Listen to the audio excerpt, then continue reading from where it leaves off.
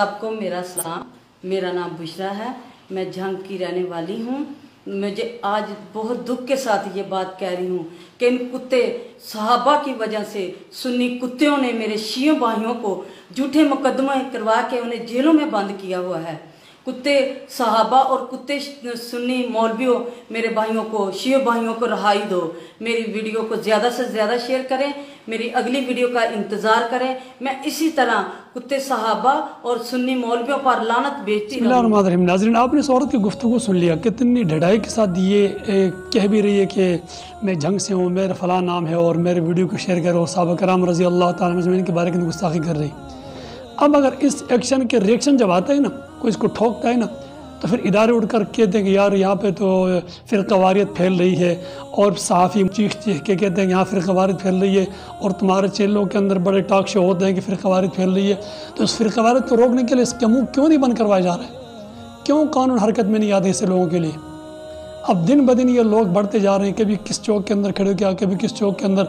अब इसके अंदर इतनी ज़रूरत पैदा हो गई कि ये अपने झंग शेयर भी बता रही है और कह रहे मेरी वीडियो को भी शेयर करो। यार, इस मुल्क के अंदर कोई कानून है, इस मुल्क के अंदर कोई इदारे हैं जो उन बेलगामों को लगाम डालें? शुतर बेमहार जो है किसी चौक के अंदर कर गुस्ताखी कर जाते हैं और फिर सारे मुल्क के अंदर जो इंतशार फैल जाते हैं। कौन वजह बंद रहे? फिर क़वारियत का वजह क्या है? क्या हमारे इदारे के अंदर छोटे छोटे बुलंगड़े बैठे हुए हैं? क्या हमारे इदारे इतने नहीं जानते हैं कि अंदर फिर क़वारियत कौन फैला रहा है? जो लोग फैला रहे हैं उनके मुँह तो बंद करो, इनके लिए कोई कानून बनाओ, इनके लिए कोई मौसर इक़दाम करो, तब अगर फिर ग़लत फैले तो फिर कहना कौन फैला रहा है। लेकिन इससे पहले कि रिएक्शन आ जाए, इस एक्शन पे आप एक्शन लें, तब रिएक्शन नहीं आएगा। लेकिन इदारे अगर इस एक्शन पर रिएक्शन नहीं लेंगे तो फिर कोई और रिएक्शन लेगा गाजी खालिद की तरह। फिर इदारे भी चीखेंगे, फिर अभी भी चीखेंगे, फिर तुम्हारे चैनल के अंदर भी टॉक शो होंगे कि इसने क्या किया, ये क्या किया। तो खुदारा इन ऐसे लोग जितने भी हैं उनको लगाम डालें, इदारे अपने काम बर वक़्त करें तो कोई मसला नहीं होगा।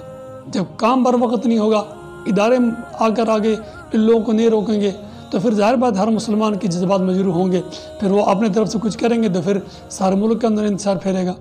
और हम तो नहीं चाहते कि हमारा मुल्क है, हमारे कुर्बान, हमारा काबिरीन कुर्बान से मुल्क हासिल किया गया है।